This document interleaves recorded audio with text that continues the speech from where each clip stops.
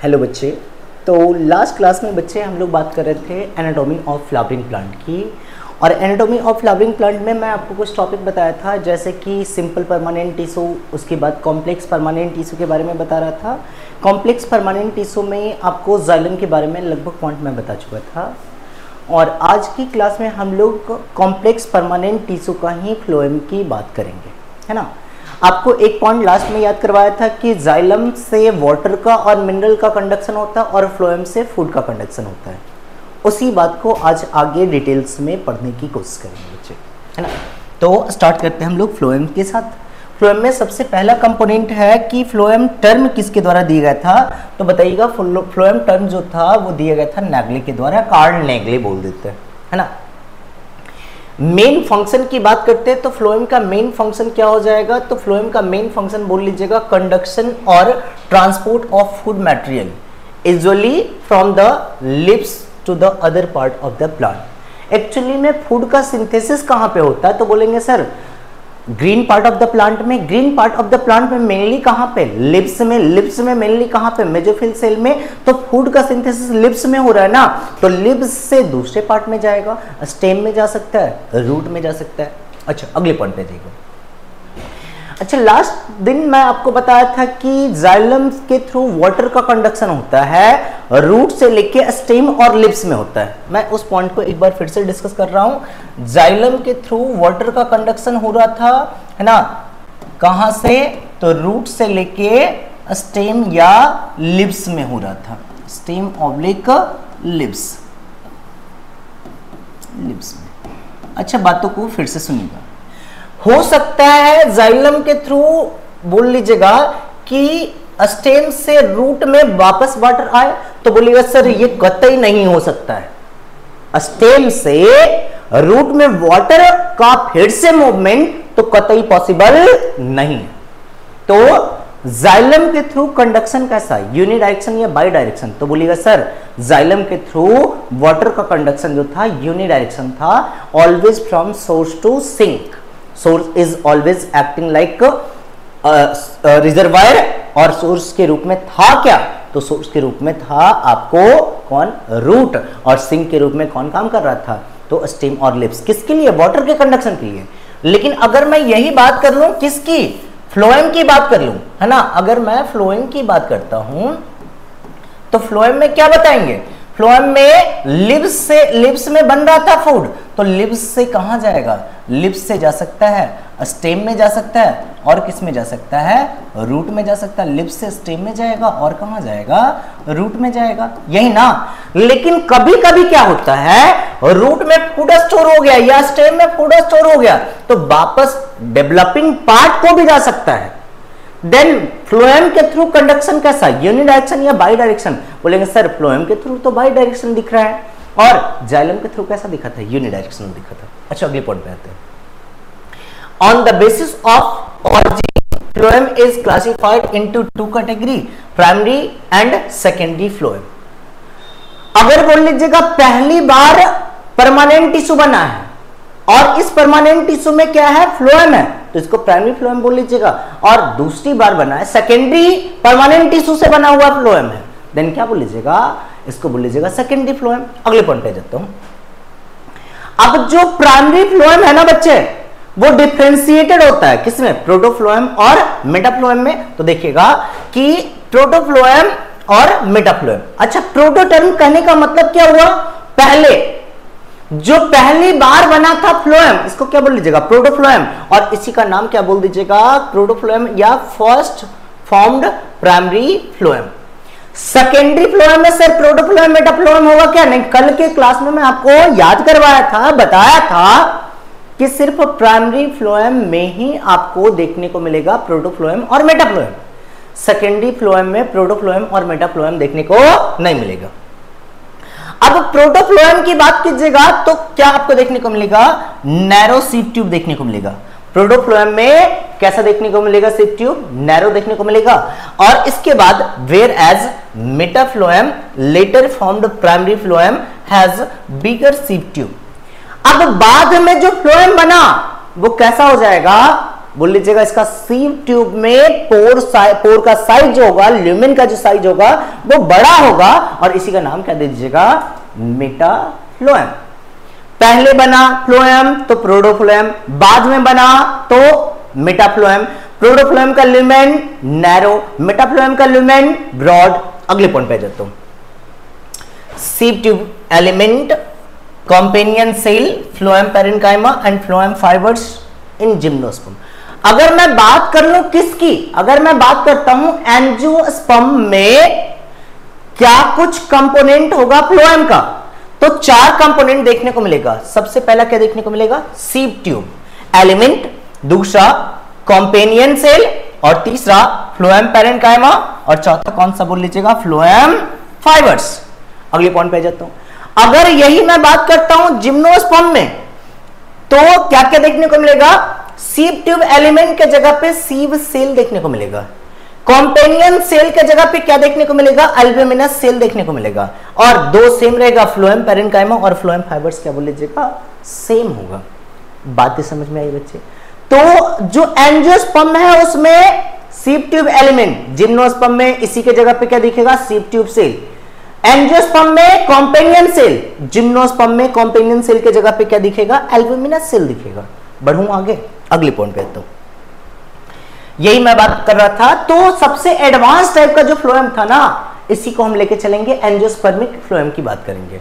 तो 4 कंपोनेंट देखने को मिल रहा था। सबसे पहला कंपोनेंट कौन सा, सीव ट्यूब एलिमेंट, दूसरा कंपोनेंट कौन सा, कॉम्पेनियन सेल, तीसरा कंपोनेंट कौन सा, फ्लोएम फाइबर, चौथा कंपोनेंट कौन सा, फ्लोएम पैरेन्काइमा। सबसे पहले कंपोनेंट से लेके चलता हूं, सीव ट्यूब एलिमेंट से लेके चलता हूं, आपको सीव ट्यूब एलिमेंट की बात करता हूं। अगर सीव ट्यूब एलिमेंट की बात कीजिएगा, क्या बताइएगा, लिविंग या डेड, तो बोल लीजिएगा इसको सीव ट्यूब एलिमेंट कैसा होता है, लिविंग होता है। और कॉम्पेनियन सेल की बात कीजिएगा तो कॉम्पेनियन सेल कैसा होता है, ये भी आपको कैसा हो जाएगा, लिविंग हो जाएगा, ये आपको लिविंग हो जाएगा। डन।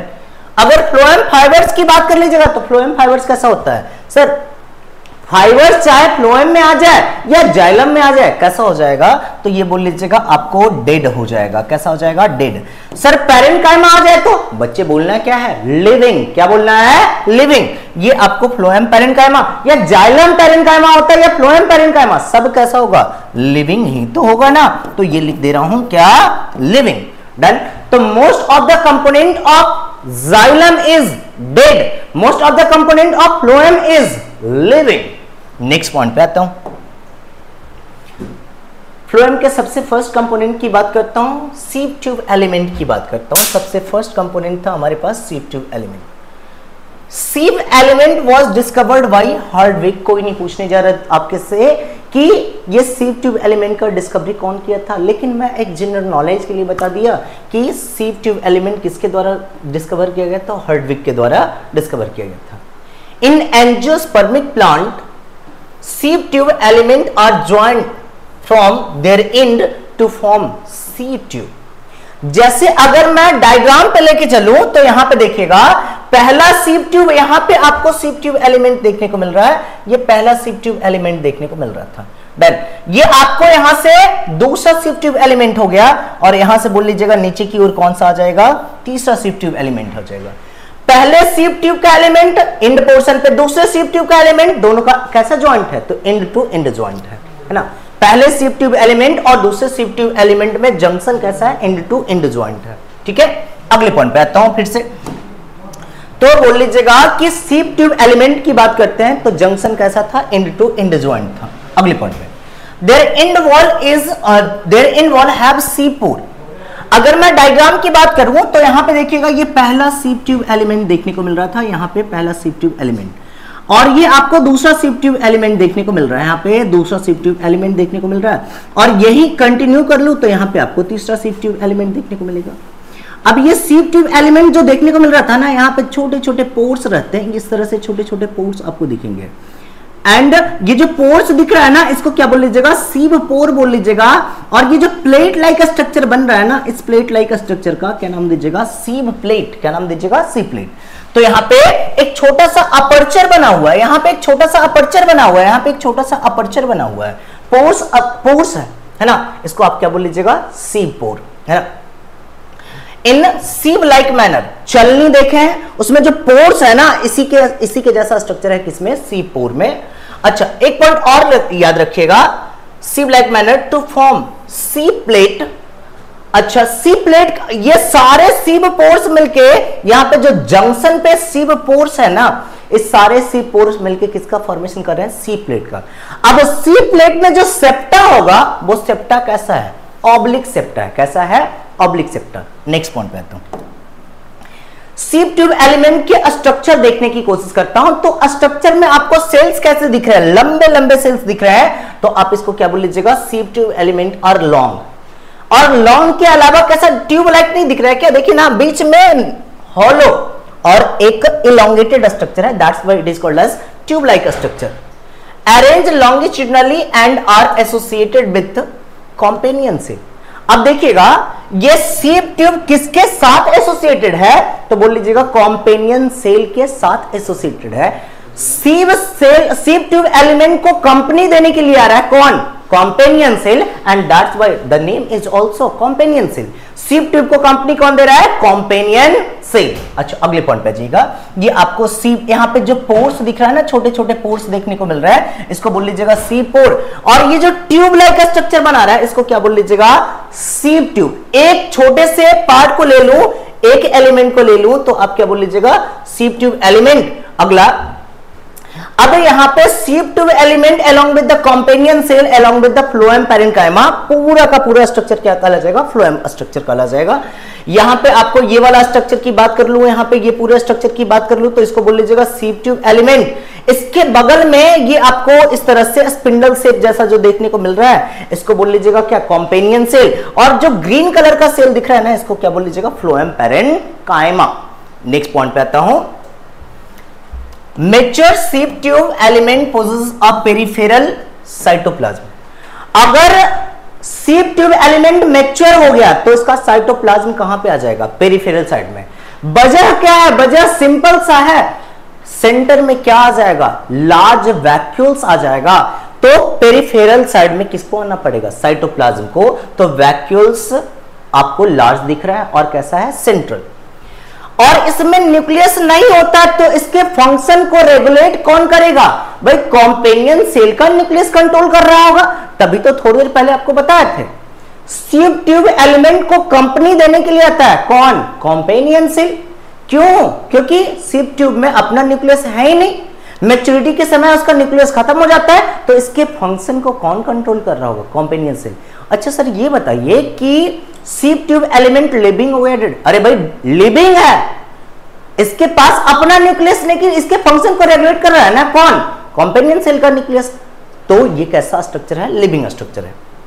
अगले पॉइंट पे आते हैं, लास्ट पॉइंट वही लिखा हुआ, the function of sieve tube are controlled by nucleus of the companion cell. जो फंक्शन है किसका, सीव ट्यूब का, ये फंक्शन किसके द्वारा कंट्रोल किया जाता है, तो बोल लीजिएगा कंपेनियन सेल के द्वारा कंट्रोल किया जाता है।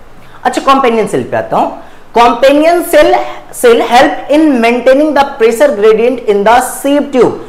एनसीईआरटी का लाइन है ये, है ना, एनसीईआरटी इस बात को समझाने की कोशिश किया है, इस बात को आप भी समझेंगे एक्चुअली में क्या बताने की कोशिश करता है, इस बात को समझिए। अच्छा सीव ट्यूब का फंक्शन कौन रेगुलेट कर रहा था, कंपेनियन सेल का न्यूक्लियस। अब क्या करता है कि सीव ट्यूब में कुछ सॉल्यूट सब्सटेंस लाके डाल दिया, सॉल्यूट ला दिया तो उसका ऑस्मोटिक प्रेशर क्या हो जाएगा, बढ़ जाएगा। ऑस्मोटिक प्रेशर बढ़ जाएगा तो बाहर से पानी खींच लेगा क्या, और पानी खींच लिया तो अंदर का प्रेशर बढ़ जाएगा ना, तो प्रेशर। अच्छा सर बिल्कुल कुछ भी समझ नहीं आया क्या चल रहा था, कोई बात नहीं मैं समझाता हूं। यहां पे एक सेल है हमारे पास, ये दूसरा सेल है हमारे पास, ठीक है, इसको मैं मान रहा हूं क्या, ये है हमारे पास कंपेनियन सेल, ये न्यूक्लिएटेड है, ये कंपेनियन सेल है ना, कंपेनियन सेल है, कंपेनियन सेल। अच्छा ठीक है, अब क्या किया, ये कंपेनियन सेल यहां पे कुछ सॉल्यूट सब्सटेंस को लाके लोड किया। जैसे ही सॉल्यूट सब्सटेंस को यहां पे ऐड किया गया, सॉल्यूट सब्सटेंस को ऐड किया गया, तो सॉल्यूट के एडिशन की वजह से इसका ऑस्मोटिक प्रेशर क्या हो जाएगा, बढ़ जाएगा। सर अब यही नहीं पता है ऑस्मोटिक प्रेशर क्या होता है। वही आप इतना बात याद रख लीजिएगा कि जैसे ही किसी सॉल्यूशन में सॉल्यूट को ऐड करेंगे तो ऑस्मोटिक प्रेशर बढ़ेगा। सर कॉन्सेप्ट समझा सकते हैं? अगले लेक्चर में, दूसरे लेक्चर में मैं ऑस्मोटिक प्रेशर क्या होता है, टर्गर प्रेशर क्या होता है, उस बात को समझा दूंगा। अभी बस इतना सा एक छोटा सा पॉइंट याद रख लीजिए कि इसमें सॉल्यूट ऐड करेंगे तो यहां का ऑस्मोटिक प्रेशर बढ़ेगा। अगर ऑस्मोटिक प्रेशर बढ़ा तो वाटर को दूसरे सेल से खींचने की कैपेसिटी बढ़ जाएगी। अब ये दूसरे सेल से पानी को खींच के लेके चला आया, ये बगल वाले सेल से पानी खींच के लेके चला है। एक तो पहले सॉल्यूट आया, ऊपर से सॉल्वेंट भी आ गया। बताइए प्रेशर बढ़ेगा या घटेगा? प्रेशर बढ़ जाएगा ना। अगर प्रेशर बढ़ गया तो बताइए किसके द्वारा रेगुलेट किया गया था प्रेशर? तो क्या बोल लीजिएगा? Pressure gradient is regulated by sieve tube, sorry companion cell. Sieve tube element का प्रेशर कौन रेगुलेट कर रहा था? Companion cell. अगले पॉइंट पे आ जाइएगा। कॉम्पेनियन सेल की बात करते हैं। कॉम्पेनियन सेल में क्या बोल लीजिएगा? सेल वॉल कैसा होगा? थिन होगा। सेल वॉल कैसा होगा? थिन। नेक्स्ट पॉइंट पे लिविंग एडेड, पहले याद करवा चुका हूं। चाहे सीप ट्यूब, चाहे कॉम्पेनियन सेल, चाहे फ्लोएम पैरेन्काइमा, कैसा है? लिविंग। और अगर मैं बात कर लूं फ्लोएम फाइबर्स की, कैसा है? तो डेड। अगले पॉइंट पे आता हूं। A specialized parenchymatous cell which are closely associated with the seep tube element. ये कैसा है? A specialized parenchymatous cell है, और जो काम क्या करेगा? ये आपको फंक्शन को रेगुलेट कर रहा था, अपना काम तो रेगुलेट कर ही रहा था। फ्लोएम के कंपोनेंट, कौन सा कंपोनेंट? सीप ट्यूब में जो प्रेशर ग्रेडियंट आ रहा था उसको भी कौन डेवलप करवा रहा था? तो कॉम्पेनियन सेल। नेक्स्ट पॉइंट पे जाता हूं। The sieve tube element and companion cell are connected by pit field present in their common longitudinal wall. इस डायग्राम के हेल्प से मैं समझाने की कोशिश करता हूं पिट फील्ड क्या है और कॉमन लॉन्गिट्यूडनल वॉल क्या है। अच्छा सुनिएगा, ये आपको यहां पे देखने को मिल रहा था, ये आपका हो गया क्या? इसको बोल लीजिएगा सीप ट्यूब एलिमेंट, और ये जो कलर्ड दिख रहा है इसको आप बोल लीजिएगा कॉम्पेनियन सेल।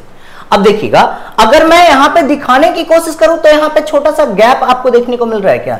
यहां पे छोटा सा गैप देखने को मिल रहा है क्या? यहां पे छोटा सा गैप देखने को मिल रहा है क्या? ये कौन सा वॉल आया? लॉन्गिट्यूडनल वॉल आया क्या? और ये कौन सा? तो बोल लीजिएगा सर ये तो एंड वॉल दिख रहा था। ये कौन सा वॉल आया? तो बोल लीजिएगा सर ये तो आपको दिख रहा था कौन सा? Longitudinal wall. दोनों का कॉमन लॉन्गिट्यूडनल वॉल आया क्या? और इसमें छोटा छोटा सा गैप है, इसमें छोटा छोटा सा गैप है, इसमें छोटा छोटा सा गैप है। इसको क्या बोल लीजिएगा? कॉमन लॉन्गिट्यूडनल वॉल पे पिट प्रेजेंट रहता है और इसी से एक दूसरे से कनेक्शन रहता है। जो इसके फंक्शन को रेगुलेट कर रहा होगा, कॉम्पेनियन सेल सीप ट्यूब के फंक्शन को रेगुलेट कर रहा होगा, तो किसके थ्रू कर रहा होगा? तो पिट के थ्रू कर रहा होगा। और वो पिट कहां पे प्रेजेंट होगा? तो वो पिट प्रेजेंट होगा लॉन्गिट्यूडनल कॉमन वॉल पे। अगले पॉइंट पे जाता हूं। फ्लोएम फाइबर्स की बात कर लीजिएगा, तो फ्लोएम फाइबर्स का दूसरा नाम क्या बोल सकते हैं? फ्लोएम फाइबर्स का दूसरा नाम बोल सकते हैं बास्ट फाइबर। नेक्स्ट पॉइंट पे आ जाता हूं। अगर फ्लोएम फाइबर्स की बात किए तो फाइबर्स और स्क्लेरेट्स किसका पार्ट था? स्क्लेरेनकाइमा का। फाइबर्स इलोंगेटेड सेल और स्क्लेरेट्स राउंड शेप सेल, तो ये आपका स्क्लेरेनकाइमेटस सेल है। और इसमें एंड कैसा होगा? तो एंड बोल लीजिएगा पॉइंटेड दिखेगा। एक्चुअली में यहाँ पे फाइबर सेल नहीं दिखाया जा रहा है, मैं फाइबर सेल का डायग्राम अलग से बना देता हूँ। यहाँ पे इस तरह से आप बोल लीजिएगा, ये स्पिंडल शेप भी नहीं होगा, इलोंगेटेड ही सिर्फ आपको देखने को मिलेगा। This is about the pointed, ये वाला जो एंड पोर्शन दिख रहा है पॉइंटेड एंड देखने को मिल रहा है। ठीक है, generally not found in primary phloem. अगर बात कर लीजिएगा प्राइमरी फ्लोएम में तो ये आपको फ्लोएम फाइबर्स देखने को नहीं मिलेगा। Provide mechanical support to the sieve tube element. जब डेड हो गया सेल तो डेड सेल में लिग्निन का डिपोजिशन आ जाता है, और लिग्निन का काम क्या होता है? एक्सचेंज करने नहीं देना। डेड ही हो गया तो इसका काम, मेन काम क्या होगा? सर वाइटल फंक्शन तो नहीं करेगा, बायोलॉजिकल फंक्शन तो नहीं करेगा, तो एक ही काम कर सकता है, जितने भी डेड सेल हैं उसका काम है मैकेनिकल सपोर्ट प्रोवाइड करना। अगले पॉइंट पे जाता हूं, फ्लोएम पैरेन्काइमा। सबसे पहले पॉइंट पे बात कर लूं तो सेल कैसा होगा? लिविंग होगा या डेड होगा? तो बोलेंगे सर लिविंग होगा। और पैरेन्काइमा टर्म आ रहा है, तो पैरेन्काइमा का काम क्या होता है? स्टोरेज। किसका स्टोरेज? तो फूड का स्टोरेज होता है, तो storage of food material. Parenchyma कहीं भी आ जाए ना तो इसको सिंपल सा वर्ड बोलना है कि ये फूड का स्टोरेज करेगा। अब फ्लोएम रेंज की बात कीजिएगा तो ये रेडियल कंडक्शन करेगा। किसका? फूड का। ये जैसे अब कोई प्लांट है, बीच में ये आपको ट्रेवल कर रहा है क्या? कंडक्टिंग एलिमेंट, जैसे कि जाइलम और फ्लोएम। ये इतना थिक प्लांट है, तो इसके रेडियस के अलोंग, ये रेडियस के अलोंग लेके जाएगा फूड को कौन, तो ये फ्लोएम पैरेन्काइमा लेके जाएगा। अगले पॉइंट पे आ जाता हूं, तो रेडियल कंडक्शन ऑफ फूड कौन करेगा, तो फ्लोएम रेज करेगा। Phloem parenchyma is absent in most of the monocotyledon. ये पॉइंट स्टार पॉइंट करके रख लेना है कि फ्लोएम पैरेन्काइमा एब्सेंट होगा कहां पे, मोस्ट ऑफ द कोटिलिडॉन्स प्लांट में। अगले पॉइंट पे आ जाता हूं, तो अगला पॉइंट है हमारा बच्चे टिश्यू सिस्टम, और टिश्यू सिस्टम मैं कोशिश करूंगा अगले क्लास में स्टार्ट करने की। आज की क्लास को मैं यहीं पे फिनिश करता हूं, और मैं आज की क्लास में आपको कॉम्प्लेक्स परमानेंट टिश्यू पूरा खत्म कर चुका हूं। अगले क्लास में टिश्यू सिस्टम की बात करेंगे। थैंक यू बच्चे।